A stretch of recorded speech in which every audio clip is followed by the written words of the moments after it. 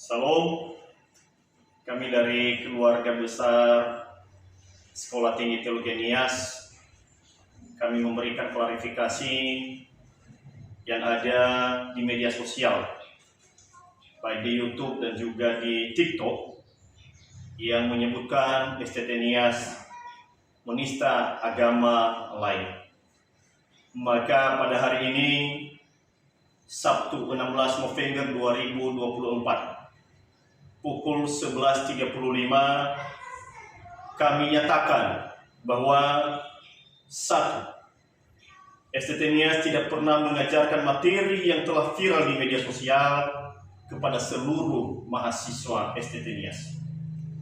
Dua, STT Nias tidak pernah mengupload seluruh bahan ajaran di website STT Nias.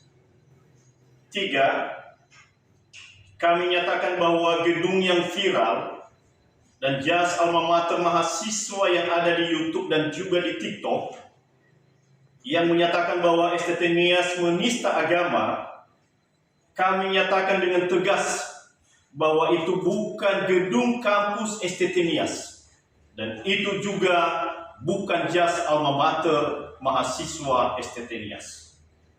Empat, setelah kami membuat klarifikasi ini, maka pihak kampus akan melaporkan kepada pihak yang berwajib karena kami merasa sangat-sangat dirugikan dan mencemarkan nama baik Sekolah Tinggi Teologi Nias.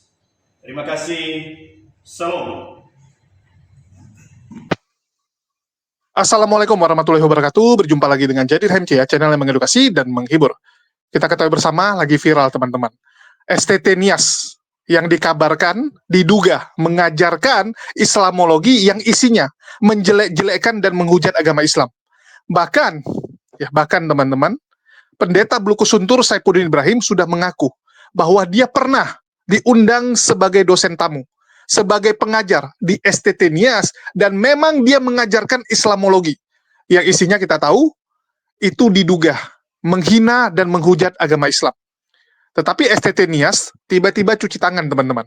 Tiba-tiba memberikan klarifikasi bahwa mereka tidak pernah mengajarkan Islamologi seperti itu. Padahal Saifuddin sendiri mengatakan iya. Terus yang kedua, jelas website tersebut adalah milik institusi. Kecuali STT Nias bisa membuktikan bahwa website tersebut bukan milik mereka. Bukan milik mereka ya. Tetapi yang lucunya, mereka malah membahas gedung kampusnya itu bukan milik mereka. Begitu juga dengan jaket alma maternya. Nah, ini kan konyol gitu. Yang dibahas apa yang mereka ajarkan, ini malah larinya tak kemana-mana. Tetapi kita bisa lihat mereka nggak menyangkal ya. Belum ada sangkalan atas bahan pengajaran yang mereka upload di mereka punya website. Dan sekarang sudah tidak bisa diakses, tetapi kita tahu jejak digital nggak bisa bohong, teman-teman. Ini zaman digital. Zaman digital itu semua terdata. Bukan hanya dengan kamu hapus, maka selesai. Nggak segampang itu, teman-teman. Nggak segampang itu. Tetapi, ya, semua jejak digital itu akan ada tersimpan dan bisa diakses kapan saja. Di kesempatan kali ini kita nggak akan membahas STT Nias, teman-teman, tapi kita akan membahas tentang dampaknya. Dampak dari orang-orang yang suka sekali menjelek-jelekkan dan mengajarkan kebencian kepada Islam. Kita tahu dari zaman dulu, teman-teman. Dari zaman dulu, Islam selalu di-framing sebagai agama yang buruk, agama yang jahat, agama yang tidak toleransi. Kalian bisa lihat, banyak sekali media-media yang selalu menggambarkan Islam dengan sangat kejam dan sangat tidak baik. Coba lihat, kalau kita tanya kepada teman-teman kita yang non-muslim, apa yang terlintas di kepala kalian kalau kita bicara Islam? Mereka selalu bilang teroris, bom, tukang kawin, dan sebagainya. Bayangkan, teman-teman, sebegitu jeleknya pandangan mereka kepada Islam. 3 tahun yang lalu, saya pernah melakukan survei kepada para penonton yang berasal dari non-muslim. Saya tanya, apa yang terlintas di kepala kalian kalau kita menyebut Islam? Apa gambaran Islam menurut kalian? Survei tertinggi mereka bilang apa? Tukang bom. Kekerasan, tukang bom. Tukang kawin. Nabinya cabul, dan sebagainya. Ngeri sekali, teman-teman. Beda dengan umat muslim kalau memandang agama lain. Beda. Jadi ini semua terjadi lantaran memang akumulatif. Pengajaran-pengajaran, media-media yang selalu menggambarkan Islam dengan sangat tidak baik. Dan ini yang kita lawan, teman-teman. Ini nggak boleh dibiarkan. Zaman dulu bisa, media-media mereka yang pegang. Bisa. Zaman sekarang udah nggak bisa. Zaman sekarang semua orang bisa mengakses sendiri. Sudah bisa menyiarkan sendiri. Dan kita siapkanlah kebenaran itu ya. Bagaimana dengan framing-framing buruk mereka malah membuat banyak orang tersadarkan. Jadi selain negatifnya, kita harus lihat juga dampak positifnya. Berkat fitnahan mereka, banyak orang yang jadi penasaran dengan Islam. Banyak orang-orang dari non-muslim yang bertanda tanya, apa benar Islam seperti itu? Apa benar kan gitu? Dan salah satunya adalah saudara kita yang bernama Ray. Ya akhirnya Ray ini mendapatkan hidayah, teman-teman.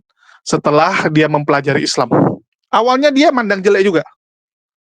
Awalnya gitu, mandang jelek. Tetapi setelah dia pelajari, setelah dia lihat, setelah dia cari tahu, ternyata Islam itu indah. Ternyata Islam tidak seperti yang digembar-gemborkan oleh Polycarpus. Kan gitu. Oke, kita akan coba dengarkan ya, bagaimana dari si Ray ya. Oke, kita dengarkan dulu teman-teman. Assalamualaikum warahmatullahi wabarakatuh, pemirsa HMC Channel.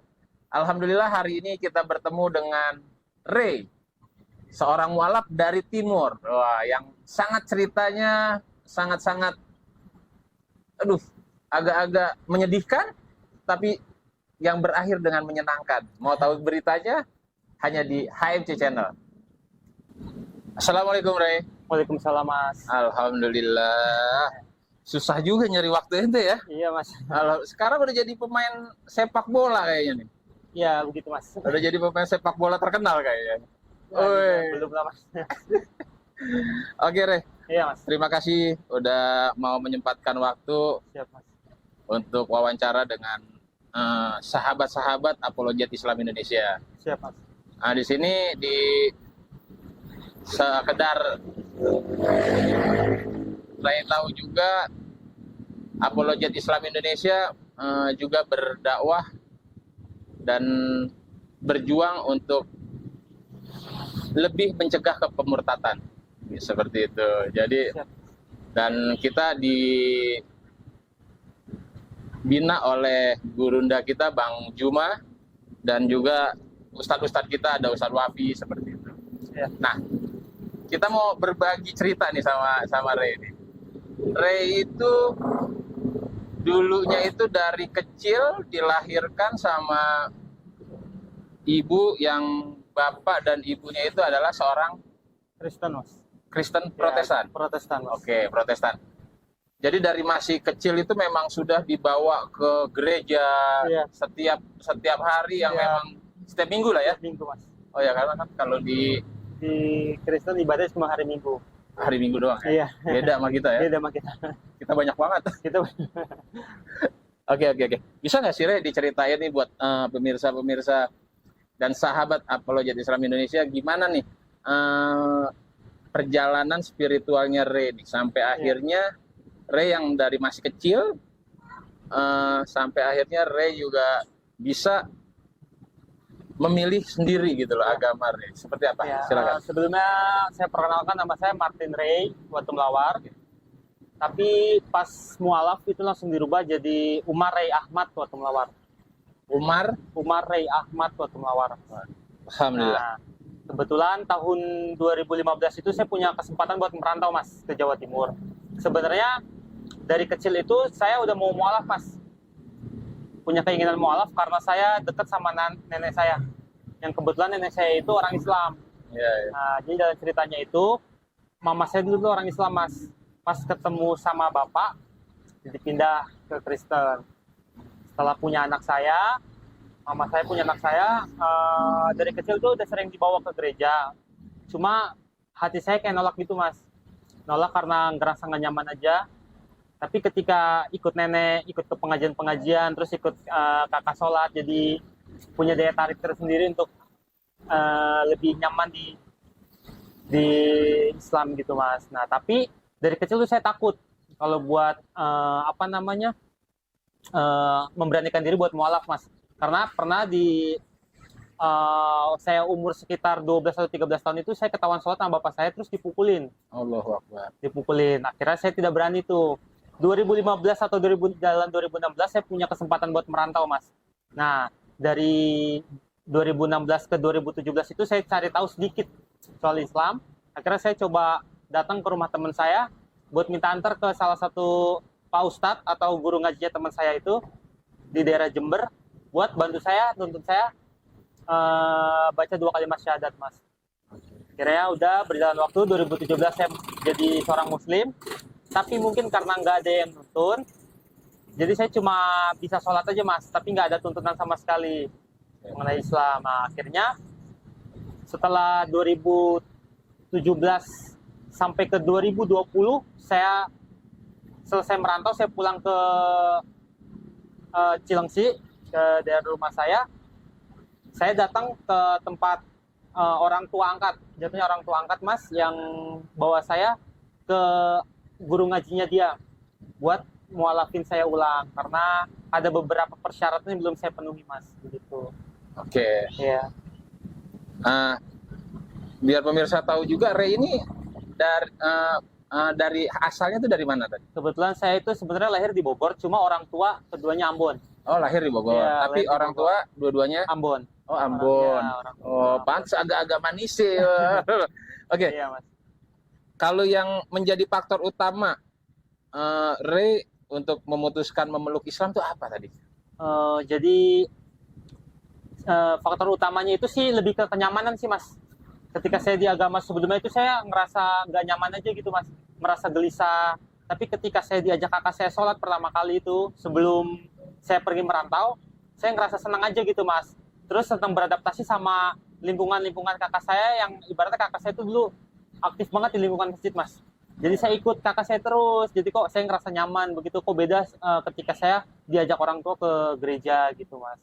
Akhirnya saya coba mau bilang nenek saya kalau saya mau pindah Islam, cuma nenek saya rada takut juga. Takut karena mungkin saya masih dalam bimbingan kedua orang tua gitu, Mas. Tapi disuruh buletin sama nenek. Nah, akhirnya dapat kesempatan saya merantau itu baru saya memberanikan diri, Mas. Gitu. Jadi faktor utama itu karena saya nyaman di ya, saya dapat ketenangan begitu, Mas. Apakah Ray mengalami kesulitan waktu untuk memilih itu? Kesulitannya apa itu? Kesulitannya sih sebenarnya lebih ke tekanan dari keluarga aja, Mas, untuk kesulitannya, Mas. Iya, Tapi setelah itu alhamdulillah sih, Mas, saya lebih senang, lebih lebih nyaman begitu, Mas. Iya. Karena kan memang orang tuanya Ray itu memang galak lah. Galak, iya, yang galak seperti banget. yang tadi diceritain kan, Iya, ketahuan sholat dipukul. iya, dipukulin. Oh ya iyalah. Iya, Karena bapak pengen kamu di agama yang sebelumnya. Nah, begitu. kenapa kamu nggak, kan di agama sebelumnya itu kan enak tuh, di waktu kecil diajak ke Iya. gereja seminggu sekali, Iya. nyanyi-nyanyi, Iya. hela kan kayak Iya. gitu. Nah, tapi kenapa kamu nggak ngerasa kok nyaman di situ? Kenapa nggak? Saya juga nggak tahu ya, Mas, namanya hati ya. Jadi ketika saya diajak sama orang tua ke gereja itu saya selalu nolak, Mas. Sampai pada akhirnya di waktu usia remaja saya itu saya juga nolak, saya kabur-kaburan ke gereja. Tapi ketika ikut kakak ikut di organisasi masjid gitu, ikut-ikut ya, Mas, untuk ikut-ikut aja untuk tidak memperdalamnya, tapi ikut-ikut saya malah lebih senang, lebih tenang, mendapatkan ketenangan seperti itu sih, Mas.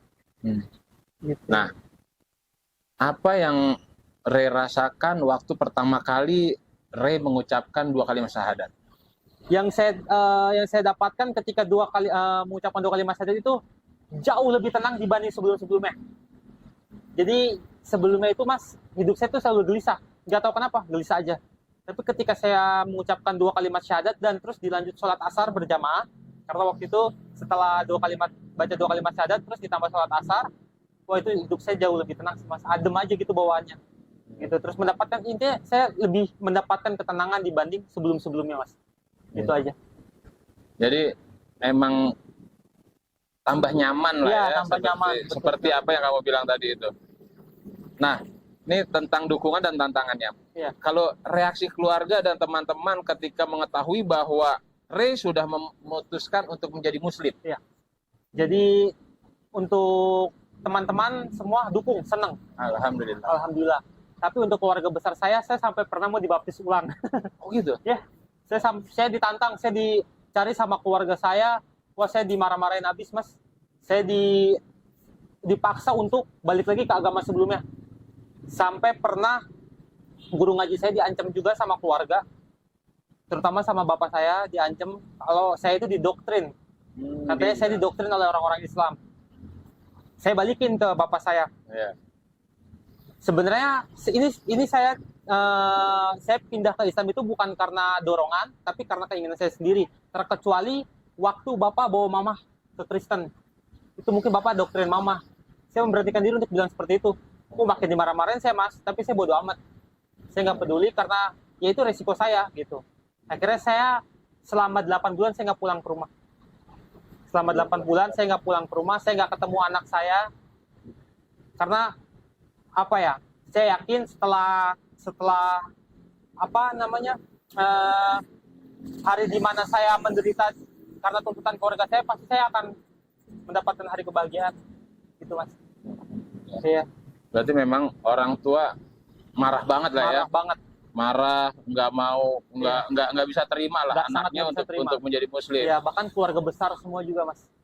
Terus pernah nggak sih merasa kesulitan atau diskriminasi karena keputusan Ray itu untuk memeluk Islam? Nggak ada sama sekali mas. Untuk kesulitan diskriminasi itu udah nggak ada sama sekali. Nggak ada ya? Nggak ada sama sekali. Karena memang faktor dari lingkungan Ya, itu lingkungan. memang sangat mendukung. Sangat mendukung, betul mas. Jadi memang hanya keluarga lah ya. Iya, hanya keluarga aja. Nah ini Ray, kalau agak-agak di sini kenapa di sini ini yang punya motor knalpotnya pada gede-gede banget ya Ray? Iya mas.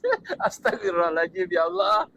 Nah gini Ray, buat pemirsa dan sahabat Apologet Islam Indonesia, mohon maaf karena kita juga syutingnya di outdoor dan ini di pinggir jalan, jadi agak-agak suaranya dan knalpot di daerah Cilengsi ini pada kencang-kencang banget, mungkin jarang polisi kali di sini. Nah Ray, orang tua Ray sampai saat ini masih Islam, masih Kristen mas. Masih Kristen ya? Masih Kristen. Dan masih ada ya? Masih ada dua-duanya. Masih ada dua-duanya ya?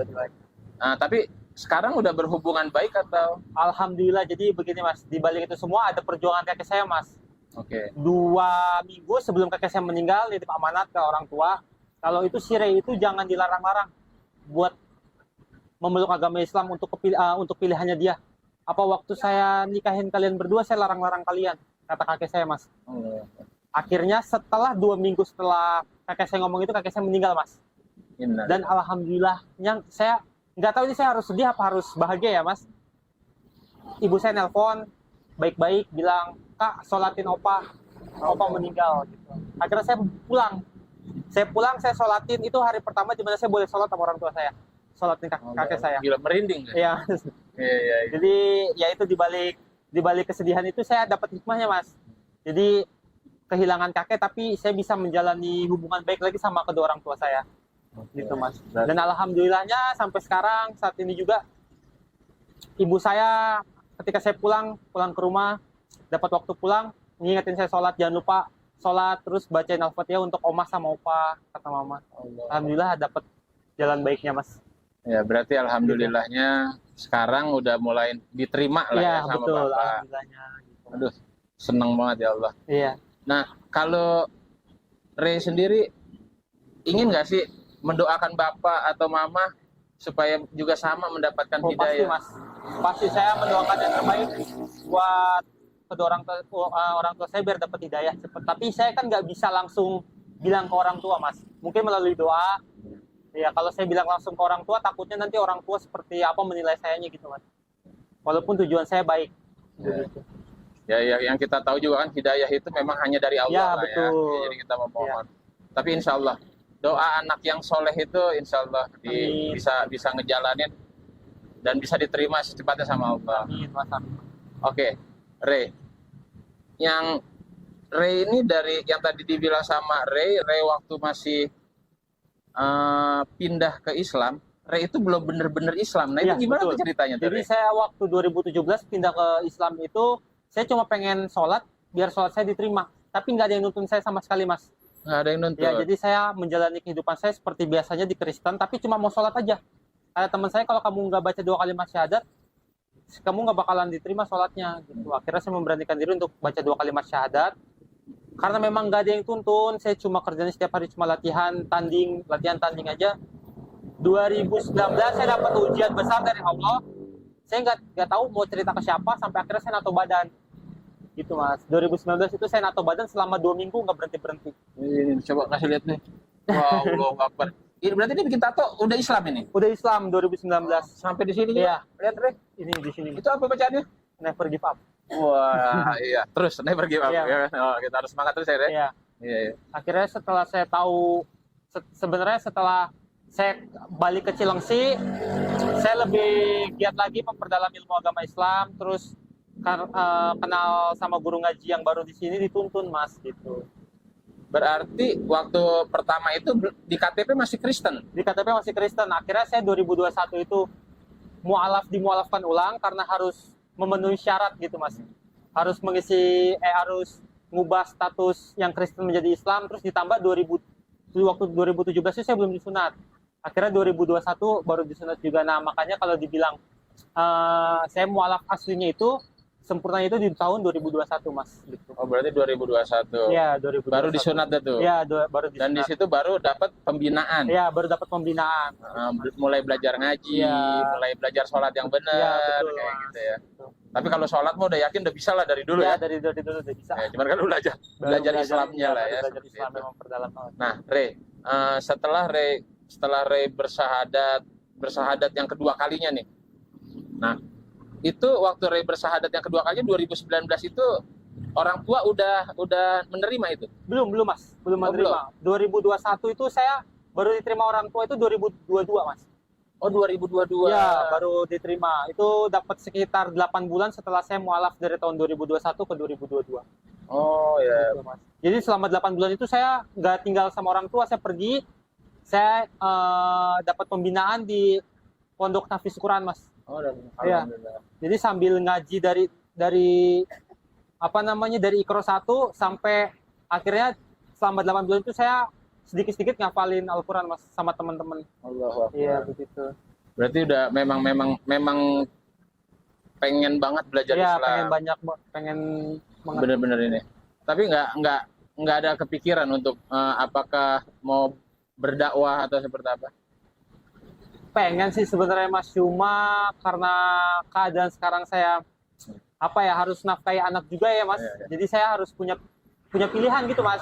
Mungkin dakwahnya saya secara cara saya sendiri gitu Mas. Mungkin dengan cerita pengalaman kehidupan saya, siapa tahu kan mungkin ada yang tersentuh gitu Mas gitu. Alhamdulillah. Iya. Insya Allah banyak kok dari pemirsa Apologet Islam Indonesia.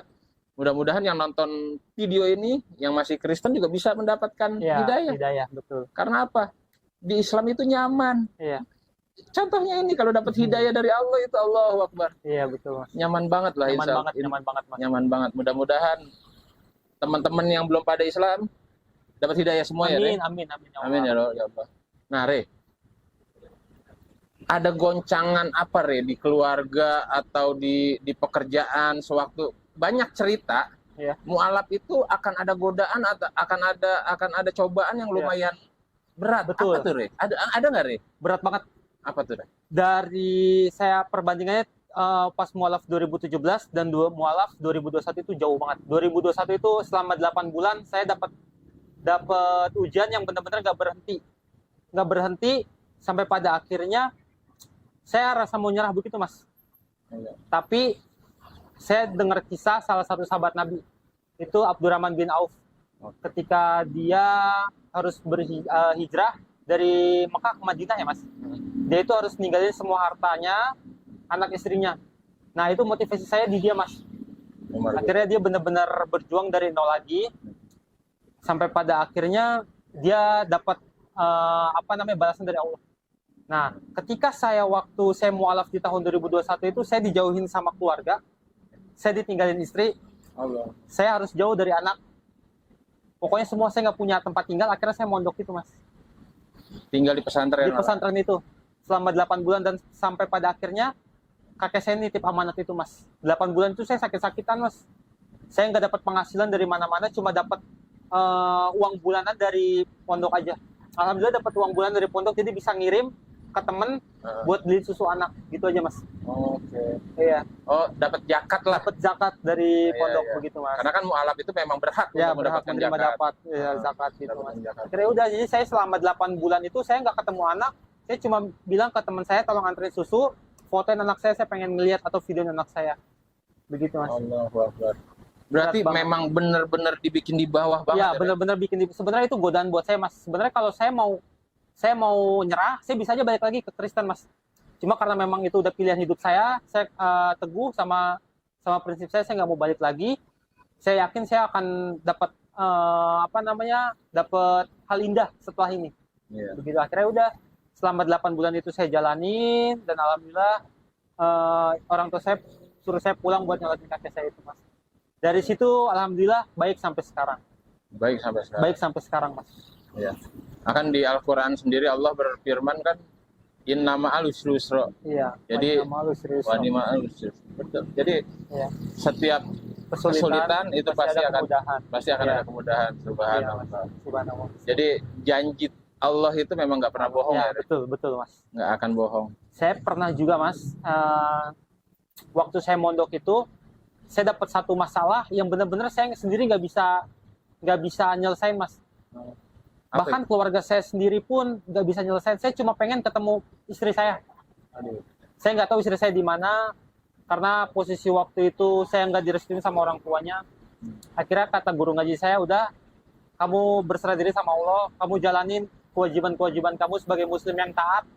Jangan putus sholat subuh di masjid, jangan putus sholat sunnahnya, jangan putus sholat 5 waktunya, dijaga terus.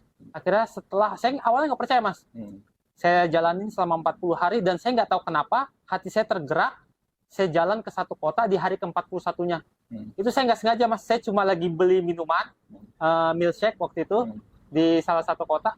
Dan istri saya lagi beli minuman, itu hal yang Allahu Akbar. Ketemu lah tuh. ketemu nggak sengaja, ketemu nggak disengaja. Oh saya nangis mas. Saya tanya ke istri saya kenapa harus pergi ninggalin saya. Ternyata memang keputusan sudah bulat, karena memang harus mungkin jadi dia itu pilihan yang berat ya mas, antara pilih keluarga atau pilih suami atau anak. Akhirnya dia lebih memilih keluarganya. Saya nggak bisa apa-apa pas.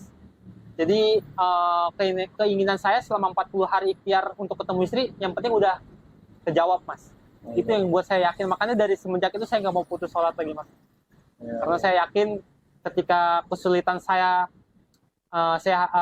dapetin, tapi ketika kita taat ke Allah tuh Allah pasti bakal kasih jalan. Dikasih jalan. Dikasih jalan. Sampai hal yang itu rasanya Itu nggak mungkin. Tidak mungkin. Tidak Iya, mungkin. iya. Makanya saya ingat guru ngaji saya cuma bilang, kamu baca surat At-Talaq ayat 2-3. Itu tuh isinya itu barang siapa yang beriman, bertakwa dan bertawakal kepada Allah, niscaya Allah itu akan memberikan jalan keluar bagi setiap masalahnya, rezeki dari arah yang tak diduga-duga dan tak disangka-sangka. Gitu. Makanya saya bersyukur banget mas. Iya. Kenal Islam itu. Iya, alhamdulillah. Alhamdulillah. Dan yang saya lihat si istri ini sama Ray juga sebenarnya sayang banget ya. Sayang, cuma Ray mungkin- juga sama sayang banget. sama-sama sayang. Sama-sama sayang. Cuma mungkin karena memang pilihannya berat ya mas, antara pilih suami atau keluarga. Hmm. Jadi saya juga tidak membebani dia untuk milih saya, tapi ya mungkin ini jalan dari Allah juga. Jadi saya mau gimana gitu loh mas. Jadi udah saya cuma bisa pasrah aja. Oke. Gitu. Tapi mohon maaf nih ya Ray, jadi agak nanya tentang keluarga ya Ray. Anak sama Ray. Kebetulan anak, alhamdulillahnya mas, saya juga ini di luar dugaan saya ya mas. Anak saya titipin sama orang tua bilang udah anak tetap menjadi muslim. Saya cuma, mama sama bapak tuh cuma bantu besarin anak aja, kakak fokus main bola gitu. Kakak fokus di kejar prestasi. Alhamdulillahnya seperti itu mas. Oke. Gitu. Jadi saya nggak ngerasa mikir nanti kalau anak saya dibawa ke gereja seperti apa gitu. Pernah dulu mas, pernah dibawa ke gereja saya marah. Tapi dari semenjak itu saya buat komitmen sama orang tua, akhirnya udah stop, nggak di lagi gitu. Oh, tapi berarti anak sekarang sama mama sama papa. Ya. Tapi udah berkomitmen Ya, agar tidak dibawa ke gereja. ya, agar tidak dibawa ke gereja, agar tapi kalau untuk data-data semua anak saya muslim sih mas. Oh, muslim, Jadi, jadi saya tidak takut lagi, nggak takut lagi. Nggak tahu lagi. Iya. Tapi alhamdulillahnya sekarang memang toleransi mama juga udah Iya, ada sama udah papa, ada, udah memang sudah udah. mengakui Dia bahwa udah mengakui. Ray itu memang seorang Iya, Islam seorang gitu ya, Islam, seorang Muslim. Oke.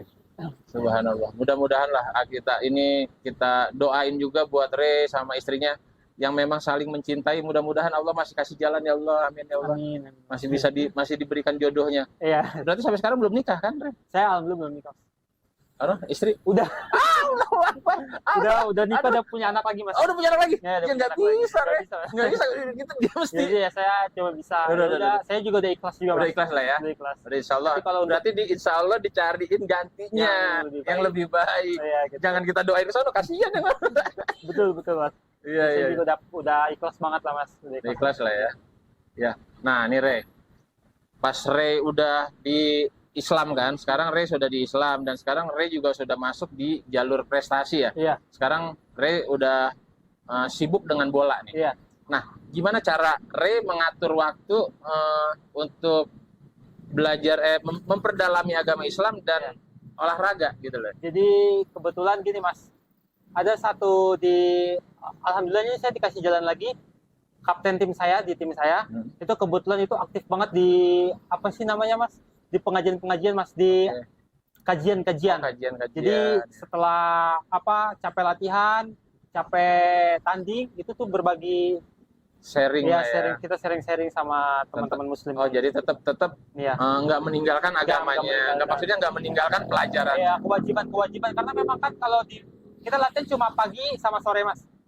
Selebihnya kosong waktu free gitu. Jadi ya nggak mengganggu lah gitu. Nggak mengganggu Nggak lah ya. mengganggu sama sekali. Alhamdulillahnya masih bisa ngatur lah. Iya, kayaknya masih juga. bisa ngatur. Iya. Nah, Ray, ini buat teman-teman di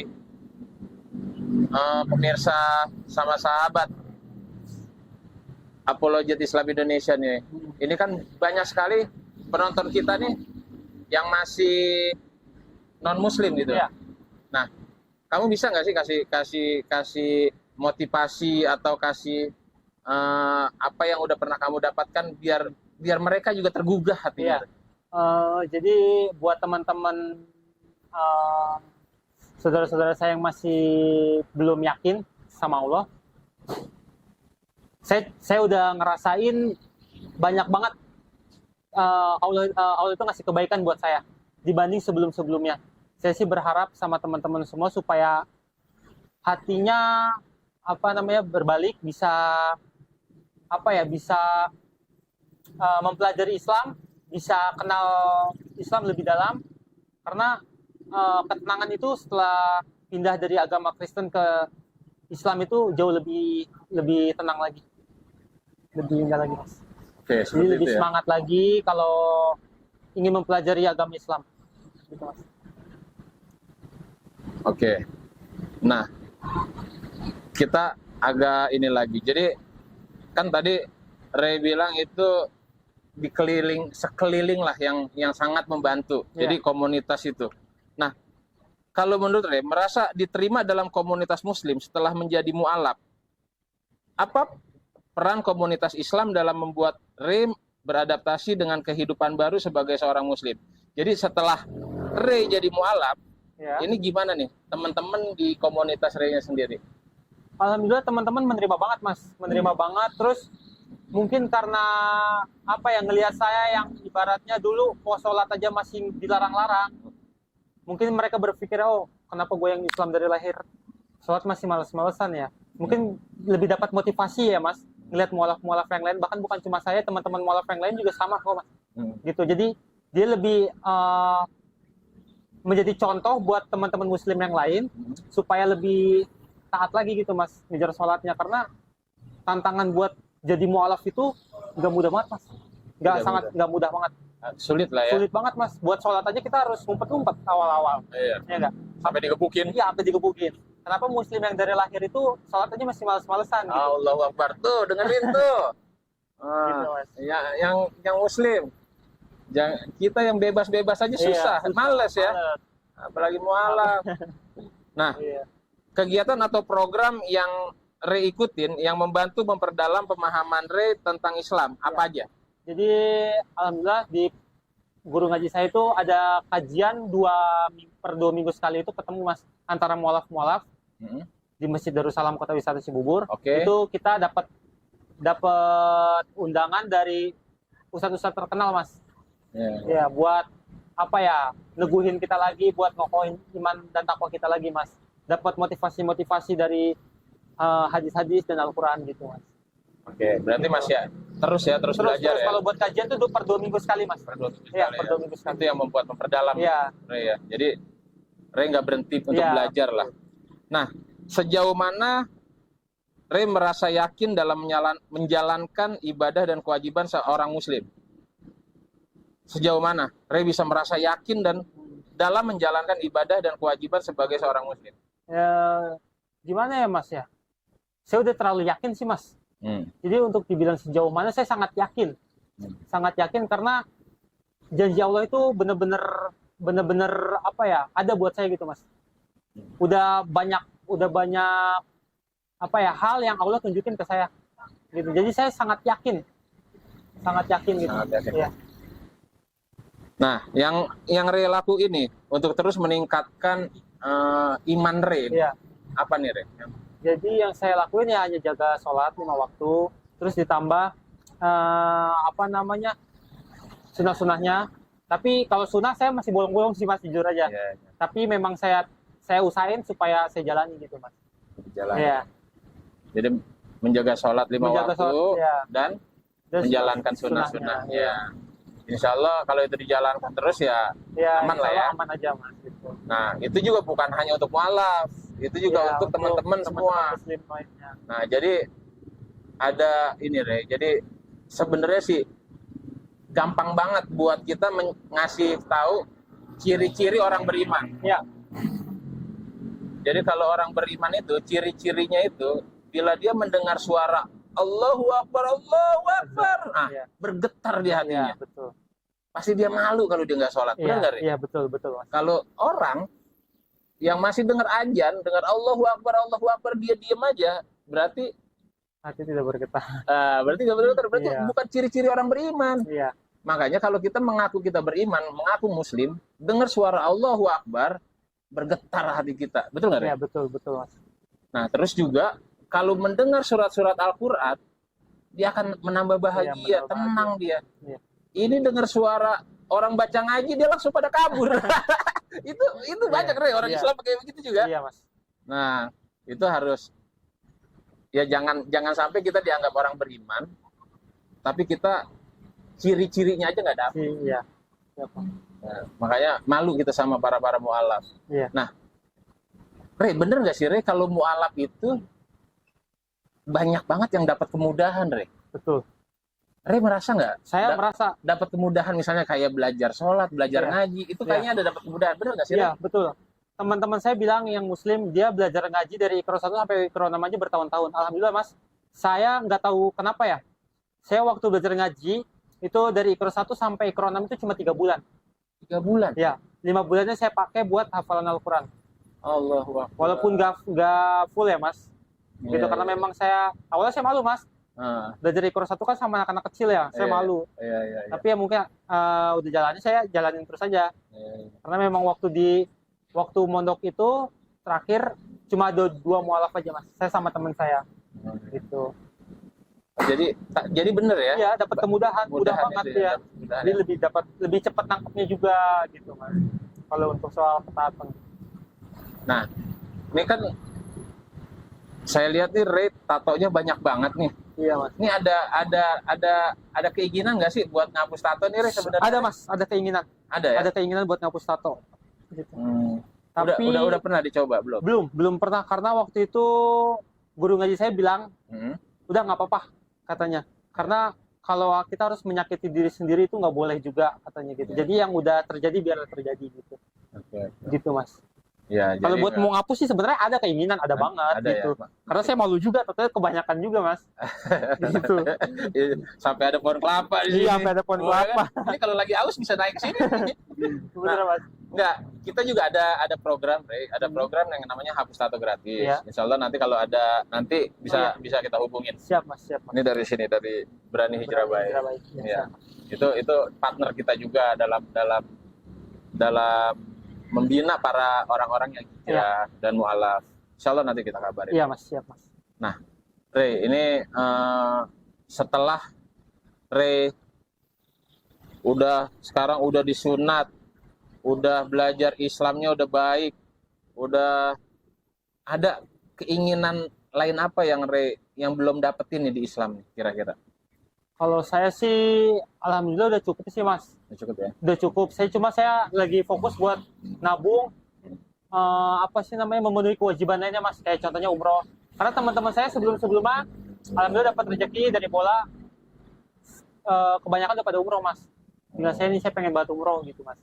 Ya pengen bantu umroh ya walaupun butuh waktu buat ngumpulin duitnya gitu Mas.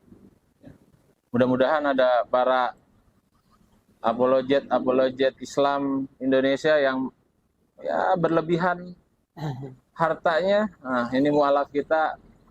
Nama aslinya tadi siapa? Nama Islamnya? Nama Islamnya Umar Ray Ahmad. Umar Ray Ahmad. Dia benar-benar ikhlas dan hidayahnya nyampenya cepet banget. Dia ada satu keinginan yang belum dia ini adalah umroh. Iya, betul. Nah, mudah-mudahan ada yang berlimpahan harta bisa membantu Ray untuk satu keinginannya lagi yang menjadi umat Islam itu, yaitu dia pengen ibadah. Sebenarnya itu tuh keinginan nenek saya Mas sebelum meninggal sama kakek saya. Akbar. Makanya saya kenapa pengen umroh, saya pengen benar-benar doain nenek saya di tanah suci Mas. Iya, iya. Gitu. Bisa di apa sih namanya itu, di kemarin Ani juga ke sana. Jadi kita bisa Diwakilkan ya? Iya, diwakilkan. Ya gitu Mas. Ani juga kemarin di sana. Keinginan saya banget Mas gitu. Jadi kita udah muterin Ka'bah lagi. Terus kita muterin lagi buat bapak Ani, buat bapak Ani waktu itu. Iya. Ya, teman-teman sudah dengar ya, dan kita nggak bisa tampilkan full karena menurut saya ya, supaya bagi-bagi lah. Jadi video fullnya itu saya taruh di HMC News, teman-teman. Jadi bagi teman-teman yang mau lihat secara full video tersebut ya, yang mau dengar secara full bisa menonton di HMC News. Ya, kalian tinggal subscribe dan aktifkan lonceng tentunya teman-teman ya, supaya tidak ketinggalan berita-berita terbaru dari HMC News. Dan di HMC News lah kita upload. Ya, ini belum terupload, lagi loading. Nanti sebentar lagi kalian bisa lihat di HMC News ya, sudah saya taruh. Saat kalian nonton video ini sudah ada di HMC News video kesaksian full dari saudara kita Ray ini yang akhirnya mendapatkan hidayah. Ya, jadi cukup clear, cukup jelas teman-teman, bahwa dengan banyaknya para penghujat-penghujat ini, banyaknya Polycardos yang memfitnah Islam, ini malah membuat banyak orang tersadarkan. Karena yang namanya kebenaran itu tetap akan berhasil ditemukan, tetap berhasil akan bersinar. Nggak bisa teman-teman, kebenaran itu cuma bisa mungkin mereka bungkus, mereka sembunyikan.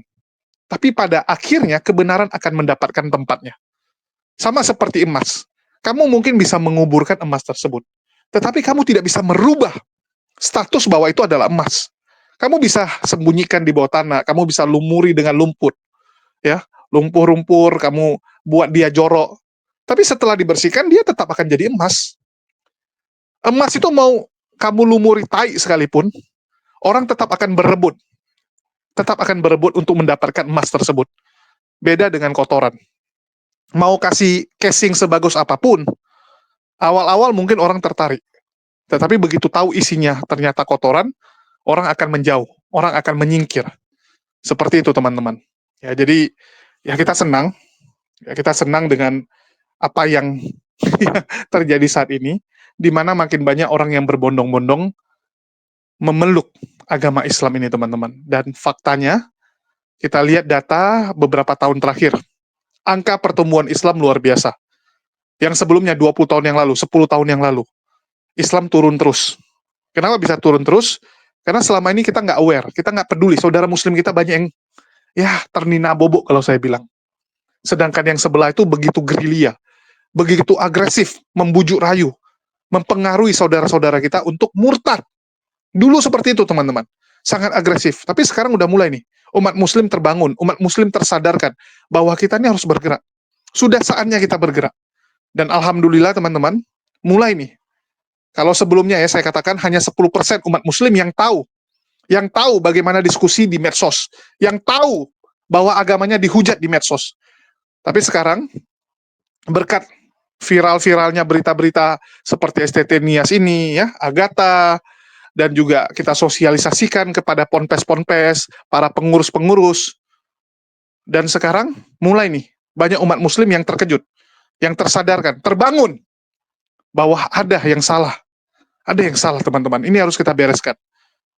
Kalian bayangkan, teman-teman, saat kita kemarin ya, di salah satu kajian, yang datang itu ada 5 ribuan. Yang hadir 5 ribuan orang. Dan saat kita tampilkan hujatan Agatha, mereka nggak tahu. Mereka terkejut. Mereka baru pertama sekali dengar. Ya, mereka baru tahu, ternyata di medsos itu ngeri sekali hujatan kepada Islam. Baru tahu. Bayangkan, dari 5 ribuan orang, nggak ada satupun yang pernah dengar, teman-teman. Waktu ditanya, ada yang tahu? Ada hujatan seperti ini? Nggak ada. Nggak ada yang tahu, teman-teman. Tapi kalau ditanya, Saifuddin tahu? Ada 1-2 orang yang bilang tahu. Kalau Saifuddin tahu. Nah, ini kita bilang adalah penerusnya. Saifuddin tuh gurunya, ini penerusnya. Baru mereka, oh gitu ya. Yang 1-2 orang ini. Tapi yang lain juga banyak yang nggak tahu. Itulah kenapa kita sadarkan. Umat muslim selama ini terlalu ternina-bobokkan. Kita nggak peduli bahwa saudara kita, tetangga kita, itu dimurtadkan, disesatkan kalau saya bilang, karena caranya nggak benar. Kalau mereka murtad karena keinginan sendiri, ya, karena memang mereka pelajari sendiri, itu nggak masalah. Tapi banyak yang cara-cara curang, termasuk hamilisasi, dan kita menemukan case tersebut, teman-teman. Saya sudah interview salah satu korban hamilisasi, dan nanti kita akan tayangkan, teman-teman. Kasian sekarang kondisinya. Jadi agak-agak ini ya, linglung. Karena stres. Karena terlalu stres, jadi agak linglung sekarang. Kasihan anak itu. Nanti kita akan tampilkan. Ya, di channel ini saya juga akan tampilkan. Dan ya, itulah yang terjadi, teman-teman. Ya, itulah yang terjadi. Jadi mari kita sama-sama bergerak, sama-sama saling mendukung. Mari kita sama-sama berjihad. Jihadlah dengan segala kelebihan yang kita miliki. Ada orang yang dengan waktunya. Ada orang dengan ilmunya. Ada orang dengan harta bendanya. Setiap orang punya perjuangan jihad sendiri. Setiap orang pasti punya perjuangannya. Untuk itu, mari kita sama-sama. Jangan sampai ya, orang dengan bebasnya menghujat agama kita dan kita diam saja. Bahkan yang lebih konyol, ada orang, jelas-jelas agamanya dihujat, dihina, dia masih bisa ketawa dengan penghujat agamanya. Masih bisa, teman-teman. Mungkin sebagian teman-teman ya, tipikalnya lebih lembut. Tapi nggak harus juga sama penghujat ini duduk ketawa bareng, teman-teman. Hindari yang seperti itu. Tunjukkan bahwa Anda masih ada girohnya. Ya, tunjukkan. Saya tipikal yang nggak suka kekerasan. Kalau kalian nanya ke saya ya. Tetapi saya nggak akan bisa duduk dengan penghujat. Mohon maaf saya katakan, nggak bisa saya, teman-teman. Nggak mungkin saya berteman dengan penghujat. Awalnya mungkin saya akan coba nasihati, tapi kalau dia nggak bisa dinasihati, saya akan tinggalkan. Saya ingat Pastor Sarah. Pastor Sarah itu dulu penghujat Islam. Silakan dicek, jejak digitalnya masih ada. Bagaimana hujatan-hujatan Pastor Sarah kepada Islam. Tapi alhamdulillah, beberapa kali ya, saya nasihati, akhirnya berubah. Akhirnya bertobat. Benaran bertobat, kan gitu. Oke, itu aja sih yang mau saya sampaikan. Mari, dukung perjuangan kita, teman-teman. Ini masih panjang. Ya, masih akan sangat panjang, dan ya ada beberapa hal yang nanti kita akan umumkan, tapi saya rasa lebih pantas teman-teman yang kompeten lah, yang mengumumkan hal tersebut. Oke, itu aja dari saya. Makasih buat teman-teman semua. Di akhir kata saya ucapkan, wassalamualaikum warahmatullahi wabarakatuh. Sampai jumpa di konten-konten kita berikutnya.